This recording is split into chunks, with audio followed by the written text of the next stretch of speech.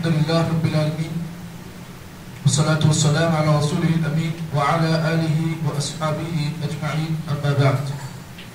أعوذ بالله من الشيطان الرجيم. بسم الله الرحمن الرحيم. قال الله عز وجل وعلى المولود له رزقهن وكسوتهن بالمعروف.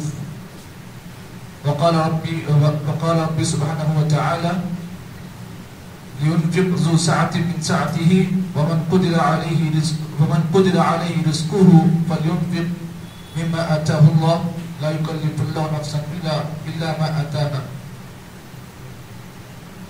گزشتہ دروس میں آپ کے سامنے اس مسئلے پر احادیث آپ کے سامنے پیش کی جا رہی تھی کہ مرد کا حق عورت پر کیا بنتا ہے. اس سلسلے میں آپ کے سامنے بہت ساری حدیثیں گزشتہ درس میں بیان کی گئی ہیں. آج کے درس سے آپ حضرات کے سامنے ایک نیا باب شروع ہو رہا ہے. باب النفقۃ علی العیال، کہ مرد پر یہ واجب ہے، یہ ضروری ہے کہ وہ اپنے مال کو اپنے گھر والوں پر خرچ کرے. اللہ رب العالمین نے اس باب کے اندر قرآن مجید کی بے شمار آیتیں اللہ تعالیٰ نے نازل کی ہیں. اس سلسلے میں یہ بات یاد رکھیں کہ اگر کوئی آدمی اپنے مال کو اپنے گھر والوں پر خرچ کرتا ہے تو اس کا یہ خرچ کرنا بھی اس کے لیے نیکی کا ذریعہ ہے. لیکن شرط یہ ہے کہ مرد اپنے گھر والوں پر پیسہ جب بھی خرچ کرتا ہے تو ثواب کی نیت سے خرچ کرے. یعنی اس کے دل میں نیت یہ ہو کہ اللہ رب العالمین نے میرے اوپر اپنے گھر والوں پر خرچ کرنے کو اللہ تعالیٰ نے میرے اوپر فرض کیا ہے.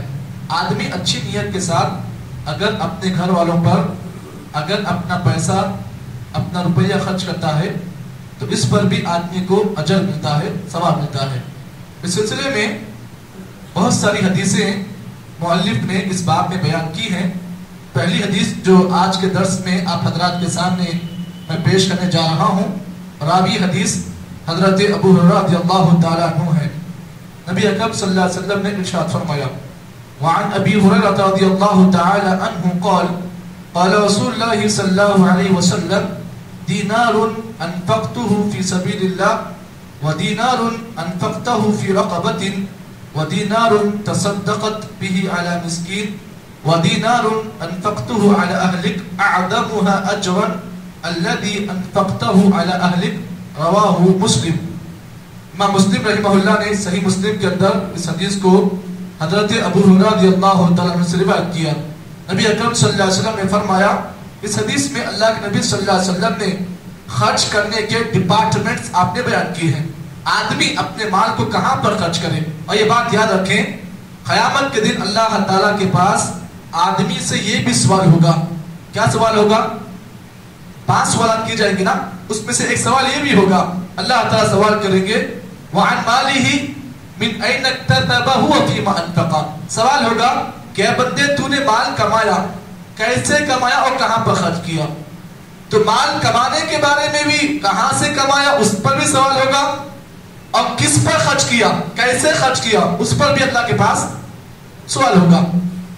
معلوم یہ ہوا کہ آدمی کو چاہیے کہ اللہ تعالیٰ نے جو اسے مال کی طاقت دی ہے تو آدمی کو چاہیے اپنے مال کو بیجا خرچ نہ کرے، بلکہ اپنے مال کو وہیں پر خرچ کرے جہاں پر اللہ اس کے رسول نے خرچ کرنے کا حکم دیا ہے. اب آئیے مال آدمی خرچ کرے تو کہاں پر کرے.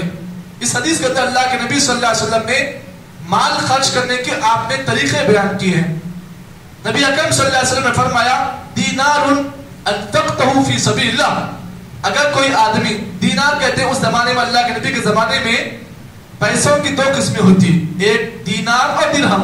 دینار سونے کا سکہ ہوتا اور درہم چاندی کا ہوتا. جیسے ہمارے پاس سلور کے جو سکے ہوتے ہیں، اس زمانے میں اللہ کے نبی کے زمانے میں دینار اور درہم کا رواج تھا.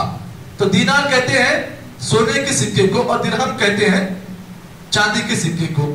تو اللہ کے نبی نے فرمایا دینار آدمی جو مال خرچ کرتا ہے انفقتہ فی سبیل اللہ، اس پر بھی اللہ کے راستے پر اگر مال خرچ کرتا ہے تو اس پر بھی اسے ثواب ملے گا۔ دوسری چیز نبی نے فرمایا وَدِينَارٌ أَنْفَقْتَهُ فِي رَقَبَةٍ، اگر کوئی آدمی اپنے مال کے ذریعے سے کسی غلام کو آزاد کرتا ہے اس پر بھی اسے ثواب ملتا ہے۔ تیسری چیز وَدِينَارٌ تَصَدَّقَتْ بِهِ عَلَى الْمِسْكِينِ، اگر کوئی آدمی اپنے مال کے ذریعے سے کسی مسکین کی مدد کرتا ہے تو اس پر بھی اسے اجر ملتا ہے۔ اس کے بعد پھر آپ نے فرمایا وَدِينَارٌ أَنْفَقْتَهُ عَلَى أَهْلِكَ، اگر کوئی آدمی اپنے پیسے کو اپنے گھر والوں پر خرچ کرتا ہے، اہلک سے مراد بیوی بچے ماں باپ، اگر کوئی آدمی اپنے پیسے کو اپنے ماں باپ پر یا اپنی اولاد پر خرچ کرتا ہے أَعْظَمُهَا أَجْرًا، تو اسے سب سے زیادہ اجر ملتا ہے۔ معلوم یہ ہوا اس حدیث کے اندر اللہ کے نبی صلی اللہ علیہ وسلم نے فرمایا کہ آدمی کو مال خرچ کرنے کا زیادہ اجر کہاں ملتا ہے؟ اگر وہ آدمی اپنے پیسے کو اپنے گھر والوں پر خرچ کرتا ہے تو زیادہ اجر ملتا ہے۔ اب اس حدیث سے کوئی بھی آدمی یہ نہ سمجھے کہ میں اللہ کے راستے میں مال نہ دوں تو چلتا، نہیں، ایسا نہیں۔ اس حدیث کے اندر اللہ کے نبی صلی اللہ علیہ وسلم نے ان لوگوں کے بارے میں بات کی ہے جن کی کمائی مختصر ہے، جن کا کمانے کا جو آمدنی کا جو ذریعہ ہے وہ مختصر ہے، اور وہ لوگ زکوٰۃ ان پر فرض نہیں ہوتی ہے، یعنی ان کی کمائی اتنی کم ہے کہ زکوٰۃ ان پر فرض نہیں ہوتی۔ تو ایسے آدمی کے لیے ضروری یہ ہے کہ وہ اللہ کی راہ میں مال خرچ کرنے کے بجائے سب سے زیادہ فوکس کس پر کرے؟ اپنے گھر والوں پر اپنا مال خرچ کرے۔ لیکن یہاں پر بھائی کا معاملہ یہ ہوتا ہے کہ اللہ کی راہ میں پیسہ پورا خرچ کرتا ہے، گھر میں بیوی بچے جو ہے بھوکے ہوتے ہیں، ماں باپ پریشان ہوتے ہیں، آدمی کیا کرتا ہے؟ اللہ کی راہ میں بے جا خرچ کرتا ہے، لیکن اس پر ضروری یہ ہے کہ سب سے زیادہ وہ اپنے گھر والوں پر خرچ کرے۔ کیوں؟ اس لیے کہ اگر وہ گھر والوں پر خرچ کرتا ہے تو اس پر دو ثواب ملتے ہیں۔ پہلا ثواب ایک تو اسے فرض کا ثواب ملتا ہے، اور دوسرا ثواب اللہ کی راہ میں خرچ کرنے کا جو اجر ہوتا ہے وہ بھی ایک ذمہ داری کا ثواب اس کو ملتا ہے۔ تو معلوم یہ ہوا آدمی کو چاہیے کہ اگر اس کے پاس پیسہ زیادہ نہیں ہے، پیسہ کم ہے، تو آدمی پر ضروری یہ ہے کہ اللہ کی راہ میں پیسہ بعد میں خرچ کرے، پہلے اپنے گھر والوں پر وہ آدمی اپنا مال خرچ کرے۔ اس سلسلے میں اللہ کے نبی صلی اللہ علیہ وسلم کی ایک اور حدیث ہے جسے امام مسلم نے صحیح مسلم میں روایت کیا۔